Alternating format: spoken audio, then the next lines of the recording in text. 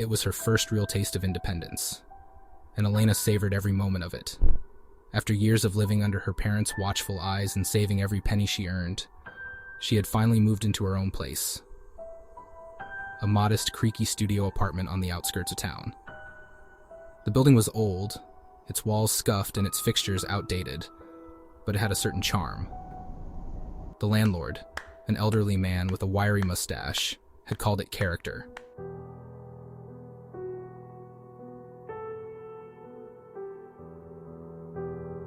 But it wasn't the apartment itself that sold her. It was the attic. The attic wasn't included in the official tour, and she wouldn't have known about it if she hadn't caught sight of the pull-down ladder in the hallway. When she asked about it, the landlord had chuckled and waved, dismissively. Landlord's storage space. Been gathering dust for decades. If you want to poke around, be my guest.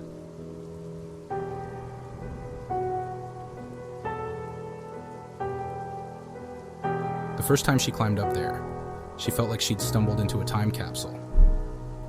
Old trunks and suitcases lined the walls, and mismatched furniture was stacked haphazardly in the corners.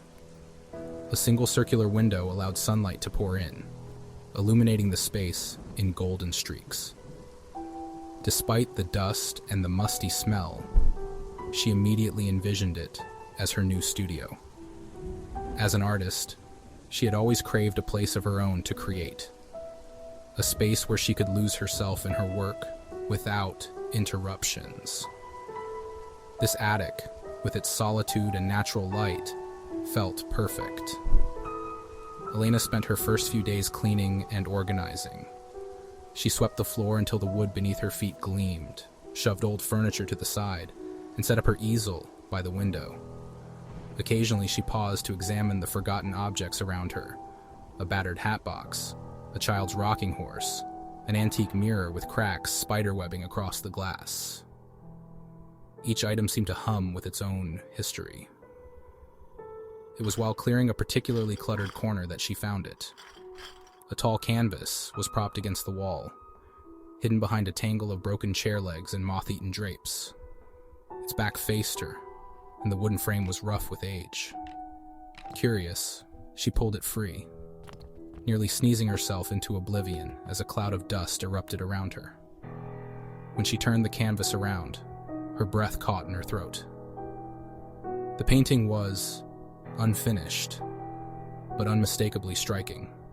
Bold, confident brushstrokes outlined the figure of a woman, her face tilted slightly as though she were looking at something just out of view. Her features were delicate, her expression serene, yet there was something haunting about her. It took Elena a moment to realize why the figure seemed so familiar. The woman in the painting was her. Not just similar, but exact. The curve of her jaw, the arch of her eyebrows, even the tiny scar near her left temple. It was all there. She raised a trembling hand to her face, as if to confirm her own reflection hadn't somehow escaped and settled onto the canvas. Elena's mind raced. She had never posed for this. She didn't know anyone who could have painted her with such precision, much less left the artwork here in this forgotten attic. The painting seemed impossibly fresh, the colors vibrant as though the paint had barely dried. Yet the dust coating its frame suggested it had been here for years, undisturbed. She propped the canvas against the wall and stepped back, trying to make sense of what she was seeing. Her unease grew as she studied it. Despite the figure's serene expression, there was an energy to the painting that made her stomach twist. It was almost as if it were watching her. Elena. Ridiculous, she muttered aloud, breaking the silence. Her voice echoed faintly in the attic, the sound oddly dissonant. Pushing her unease aside, Elena resolved to focus on her own work. Yet as she set up her paints and began sketching outlines, she found her attention repeatedly drawn back to the painting. Her eyes flicked to it between strokes, her thoughts circling back to the mystery of its origins. When she went to bed that night, she couldn't stop thinking about it. The attic above her groaned softly, the creaks and whispers of old wood settling. Normally she found such sounds comforting, the quirks of an old house. But tonight every noise felt sharper, more deliberate. By morning she had convinced herself she was overreacting. She was an artist after all. Her imagination tended to run wild.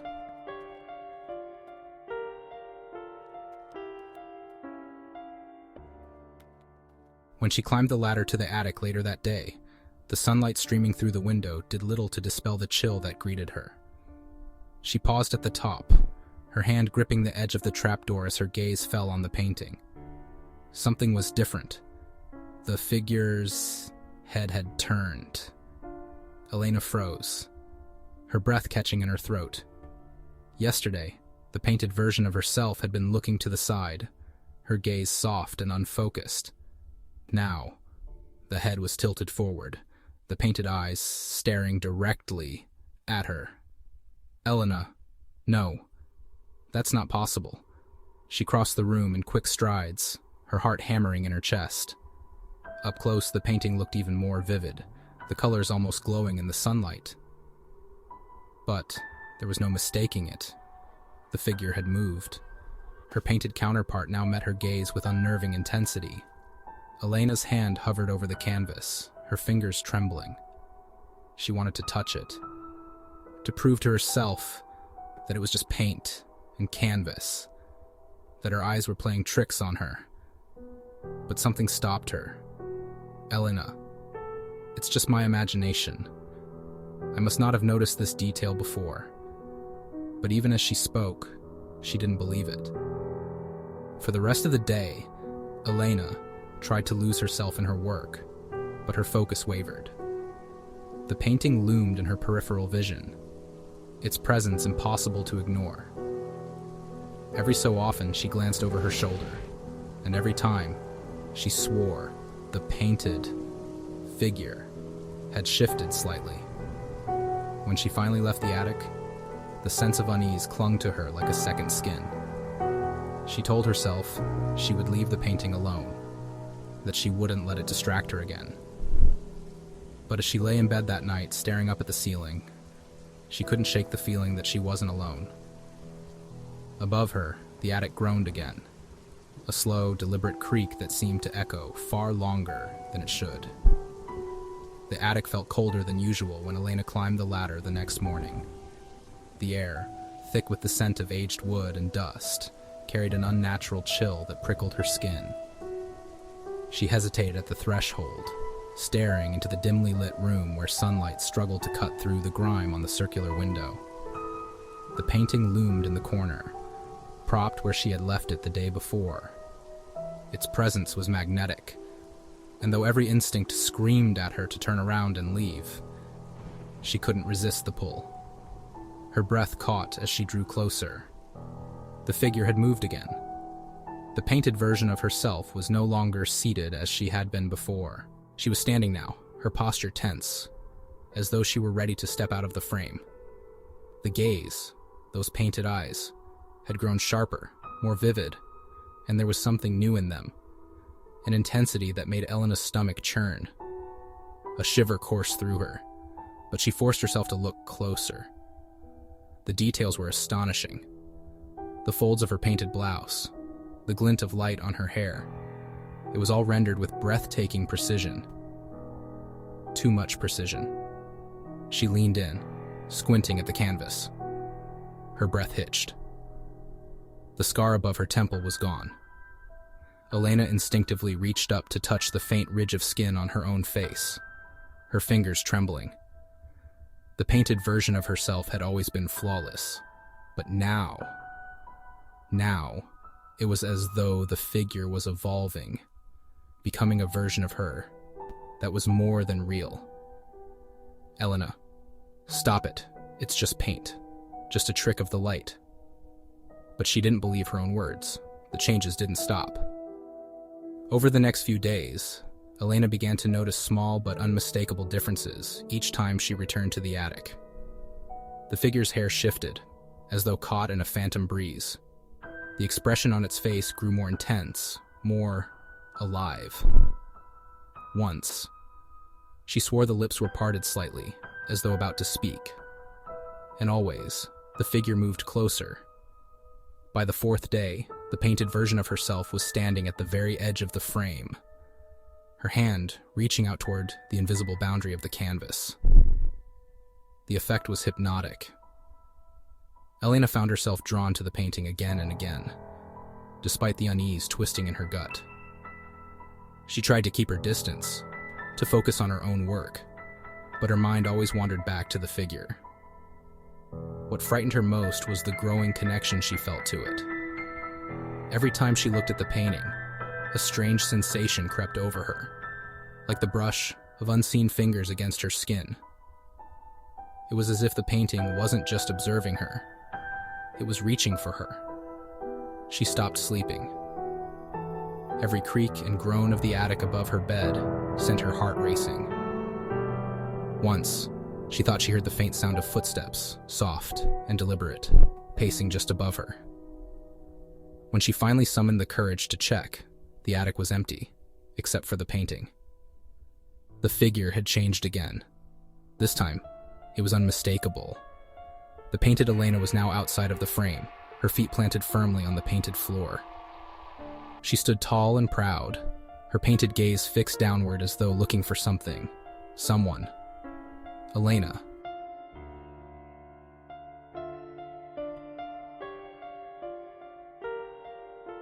Desperate for answers, she turned to the building's landlord.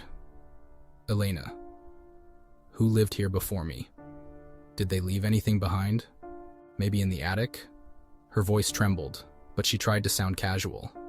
The landlord frowned, scratching at his wiry mustache. Landlord. No one's rented that unit in years.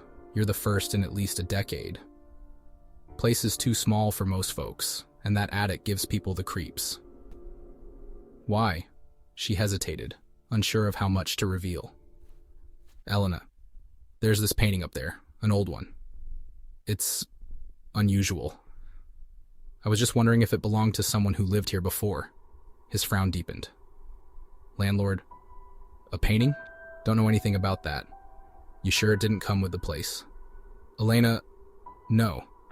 I mean, yes, it did, but... She trailed off, realizing how ridiculous she sounded. The landlord shrugged. Landlord? Probably junk someone forgot about. If it's worth anything, maybe you can sell it. Elena forced a smile, muttered a thank you, and left.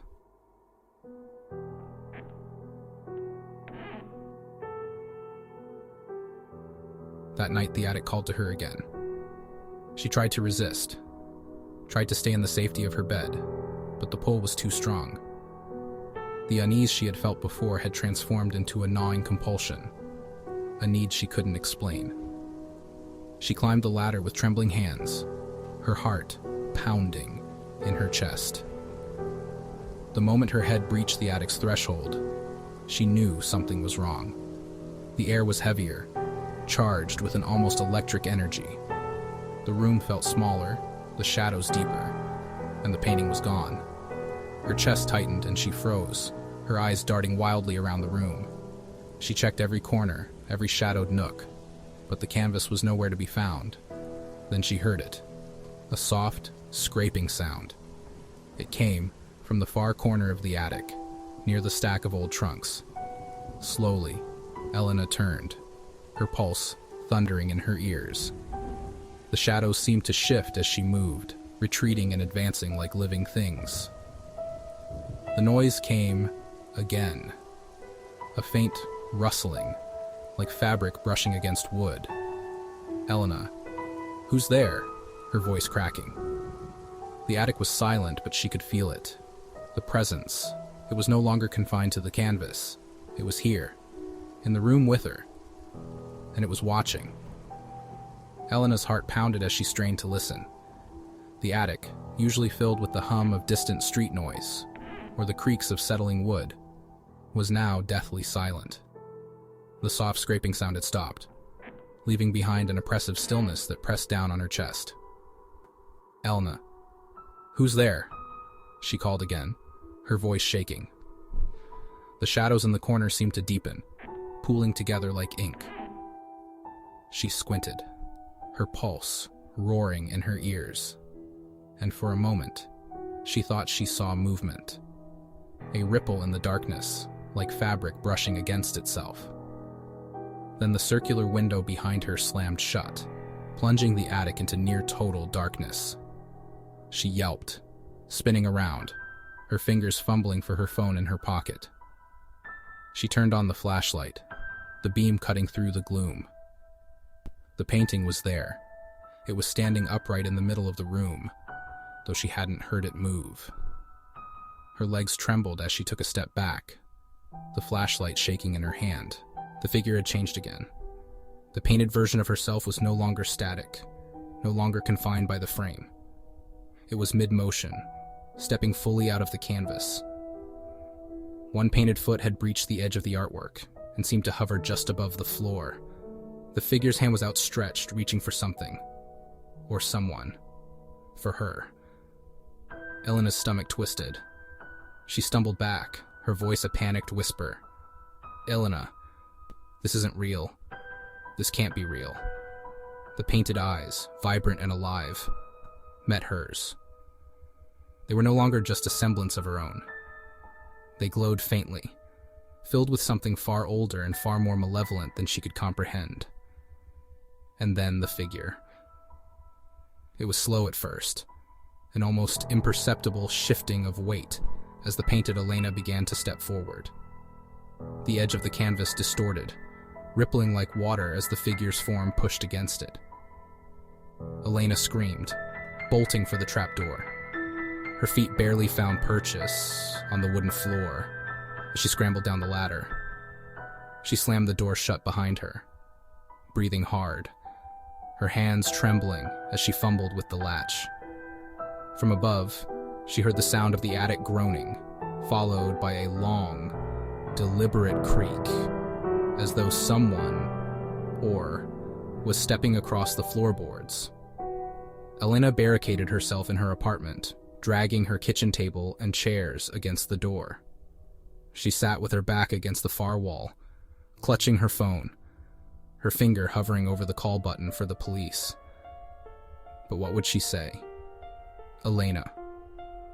That painting I found in my attic is coming to life? She couldn't bring herself to dial.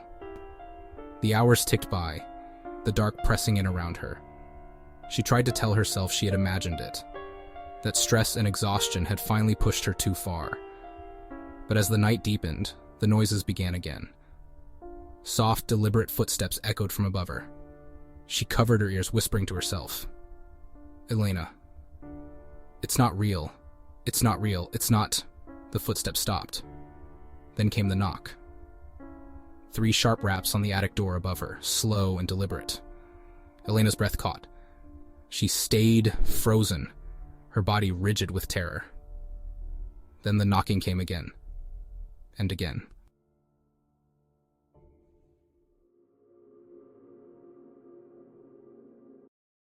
When the sun finally rose, Elena decided she couldn't stay there any longer. She packed a small bag, her hands trembling so badly she could barely zip it shut. She told herself she would leave the apartment, find a friend to stay with, and figure out what to do about the painting later. But as she reached the front door, she stopped cold. The painting was there. It leaned against the wall of her living room, directly facing her. The figure was gone. The frame was empty, its canvas blank, except for faint smudges where the figure had once been. Elena staggered backward, dropping her bag. Her phone slipped from her hand and hit the floor with a dull thud. She turned wildly, scanning the room, her chest tightening as panic clawed at her throat. A voice broke the silence, low and familiar. "Painted Elena, why are you running?" She spun around. The painted version of herself stood in the corner of the room. It wasn't a painting anymore. It was her, but not her. The figure's movements were fluid, too smooth, as though it were unbound by the constraints of a human body. Its eyes glowed faintly in the dim light, and its lips curved into a chilling smile. Painted Elena, you don't need to leave. We belong together. Elena backed away, her feet catching on the edge of the carpet. Elena, you're not real. This isn't real. The figure tilted its head, its expression unchanging. Painted Elena, I've been waiting so long to meet you. And now that I'm here, you don't want me? It took a step forward. Elena's back hit the wall. Painted Elena, stay, the figure said, its voice soft but insistent. Elena, no, Elena screamed, grabbing the closest thing she could, a ceramic lamp, and hurling it at the figure. The lamp shattered on impact, and for a moment, the figure flickered, its form blurring like a glitching screen. Elena didn't wait to see what happened next. She bolted for the door, wrenching it open and sprinting into the hallway. She didn't stop running until she was several blocks away, her lungs burning and her legs trembling beneath her. She never went back. Elena moved to a different city, renting a new apartment with no attics, no basements, and no history. She tried to tell herself it was over, that whatever had happened in that attic couldn't follow her.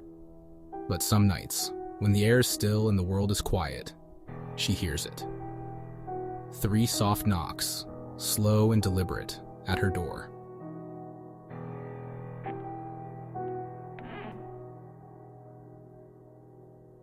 And so, dear listeners, Elena's tale ends with a haunting reminder that some doors are better left unopened and some shadows better left unchallenged. If you enjoyed tonight's chilling journey into the painting in the attic, be sure to join us next week for another ghastly tale from the Sinister Chronicles, where terror knows no bounds and the unknown is just the beginning. Don't let the darkness claim you without hearing our next sinister story. Subscribe now and ensure you never miss an episode. Whether it's a flickering light, a creaking floorboard, or a shadow moving where none should be, we'll be here to bring those fears to life. Until next time, sleep well, if you can.